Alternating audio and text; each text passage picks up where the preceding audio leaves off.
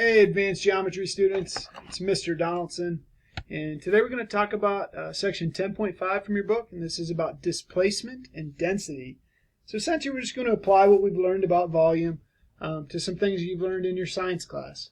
So some of this should seem pretty familiar to you. First, displacement. So the definition here is the volume of fluid that rises above the original fluid line when a solid object is submerged in the fluid. So I know it's a little bit confusing, but it's like if you fill up the bathtub and then you get in and it overflows with water. That water that overflows is water that you have displaced. So the volume that is submerged in the water must displace an equal amount of volume of that liquid. So the bathtub overflows. All right. This displacement is equal to the volume of the object that's placed in the fluid. So why are we learning this? Well, we're going to learn this because we have formulas for finding the volume of a cylinder and a prism and a pyramid and a cone. But, what if we want to find the volume of something that's not such a nice geometric solid? Like, for instance, this rock. Well, we totally can do that by taking displacement into consideration. So, this rock is an oddly shaped figure. We drop it into, some container. And if we could calculate the volume of displacement, it would have to be equal to the volume of that rock. So I made a little sketch to show you an example of this. So here's the rock, and I'm going to submerge it into this liquid here. And so what's going to happen, as you can imagine, is when I drop this rock into the liquid, the water level, in this case I think it's water, is going to rise. All right? And so the amount that water level rises when I drop the rock in is going to help me calculate the volume of that column of water that's equivalent to the volume of the rock, or i.e. the displacement. So originally, before I put the rock into that water, this container is a rectangular prism with a base of 50 by 20, and right now the water is 10 inches high. But when I put the rock in, the water level increases now to 18 inches. So the displacement is not just that 8 inches of water that, or the 8 inches in the change of height. It's the actual volume of water that has changed. So really, while that 8 inches is really important, it's important because it allows me to calculate this entire column of water that represents the displacement. So really what I want to do is determine the volume of this gray column of water.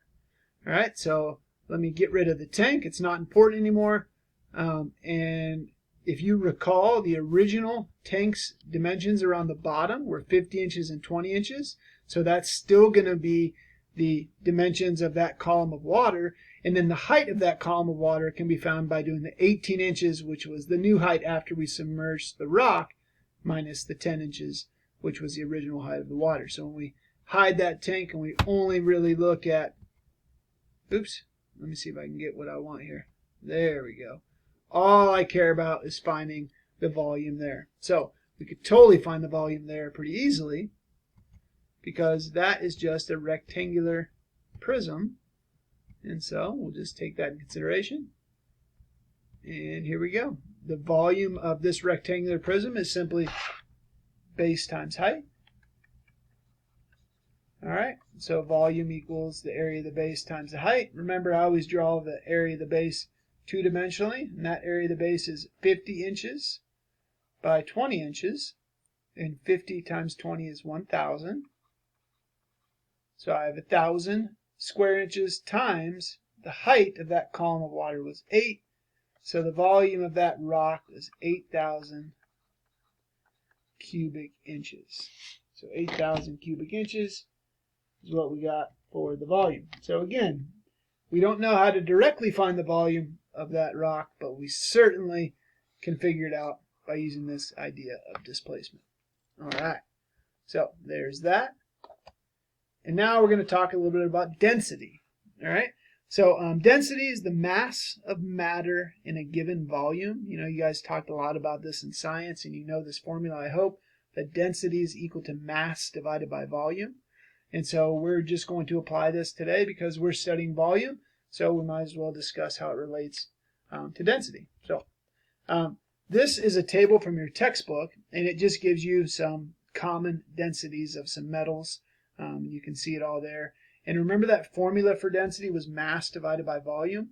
And so that's why all of these are in units of grams per cubic centimeter. Grams is mass and cubic centimeter is volume. All right, one little centimeter by centimeter by centimeter cube. So here is a quick example, and this is really it. So a clump of metal with a mass of 351.4 grams is dropped into a cylindrical container, and it causes the water level to rise 1.1 centimeters. The radius of the base of the container is 3 centimeters. What is the density of the metal? And then we'll use our table to determine what type of metal it is. And you've probably done something like this in science class, to be honest. So the way we're going to start with this is I need to first draw a cylinder that represents this situation. So I'm going to kind of cheat here. All right, so here's my cylinder. I'm going to cheat because you know my drawings are terrible. All right. Okay, so a clump of metal was dropped into the cylinder container, causing water level to rise 1.1 centimeters. Notice how in this problem I never even told you the original water level because it's completely irrelevant. So suppose the original water level is like here. All right, and then I drop some clump of metal in. So here's my little clump of metal. And when I drop it in, it causes that water level to rise to, say, maybe here.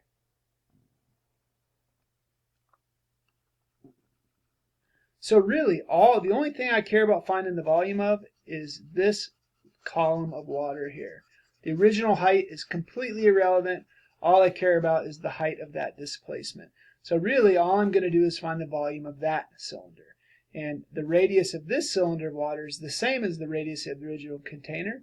The original container had a radius of, where was it, 3 centimeters? So this little column has a radius of 3 centimeters, and the height that water level rose was 1.1 centimeters.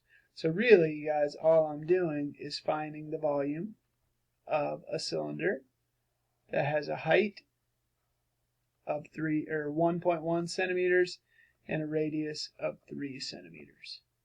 So volume is equal to pi r squared times height. That's for the volume of a cylinder. And I know the radius was 3, and I know the height was 1.1. So simply punch this into my calculator, and I get 9 times 1.1 times pi. And I get that the volume is approximately 31.1 cubic centimeters. Now, what is this problem asking? The problem's asking the density, okay? And so what I know is that density is equal to mass divided by volume.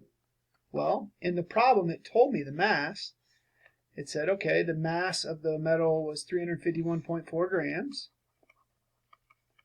Oops, 351.4, excuse me. Rewrite that. And that's grams, and then I just found out the volume of that displaced column of water was 31.1 cubic centimeters. So I'll divide. So 351.4 divided by 31.1, and I get a density is about 11.3 grams per cubic centimeter. So that's the first part of the problem. What's the density? Now we can identify the metal by going back and looking at my table and finding the one that's closest, and check it out. Lead is exactly 11.3, so this must be a clump of lead. All right, my friends, there you have it. So just as easy as that, you know, there's no new formulas or anything. It's just when that idea of displacement is the original height of the liquid doesn't matter. What matters is the area of the base of the container and the height that has changed. The change in the water level is what we're looking for our height. All right. Anyway, good luck with the assignment, and let me know if you have any questions at all.